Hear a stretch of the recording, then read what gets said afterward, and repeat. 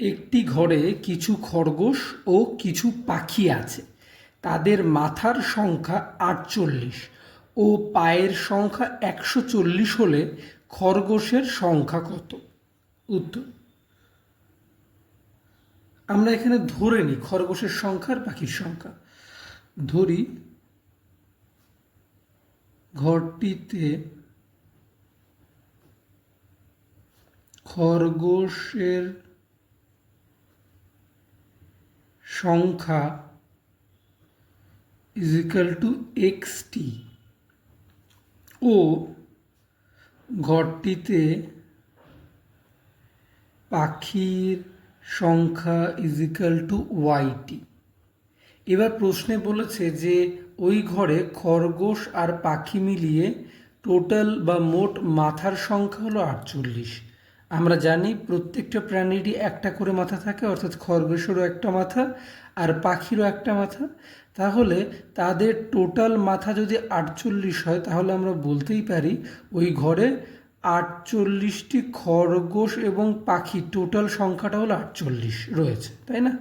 অর্থাৎ ঘরটিতে খরগোশের সংখ্যা এক্স এবং পাখির সংখ্যা ওয়াই যেটা ধরে নিয়েছি, সেই এক্স প্লাস ওয়াই প্রশ্নে কিন্তু বলে দেওয়া আছে ৪৮। তাহলে প্রশ্নানুসারে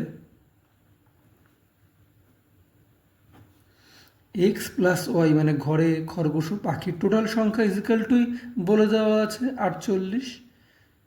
তাহলে এখান থেকে আমরা বের করে নেব ওয়াই ৪৮ মাইনাস এক্স। আবারে আমরা অন্যদিকে পায়ের সংখ্যা টোটাল ওই ঘরে ১৪০ বলেছে। এটা কিভাবে করব? আচ্ছা, আমরা কি জানি যে খরগোশের কটা পা? ৪টে করে পা। আর টোটাল খরগোশ কতগুলো আছে? এক্সটি।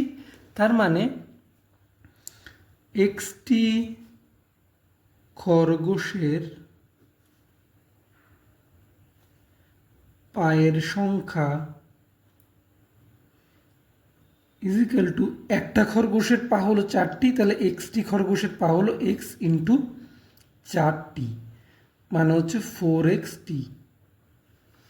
তেমনভাবে আমরা ঘরটিতে পাখির সংখ্যা ধরেছি ওয়াইটি, আর একটা পাখির দুটো করে পা, তাহলে ওয়াইটি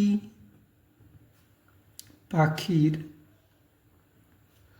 পায়ের সংখ্যা ওয়াই ইন্টু 2, দুটো করে টোটাল আছে ওয়াইটি, তাহলে ওয়াই ইন্টু 2 এতটি, তার মানে 2yt।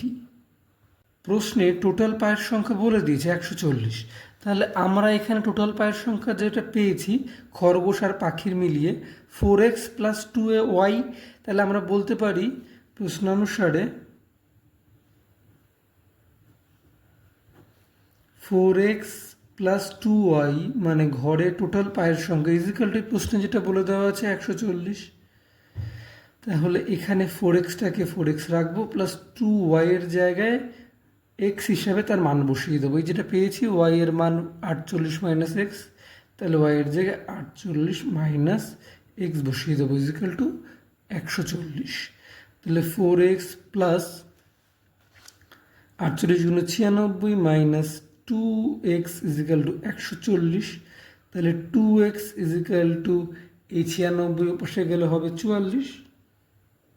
তাহলে x ২২।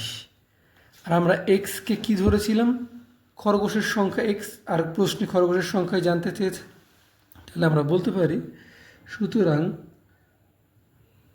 ঘরটিতে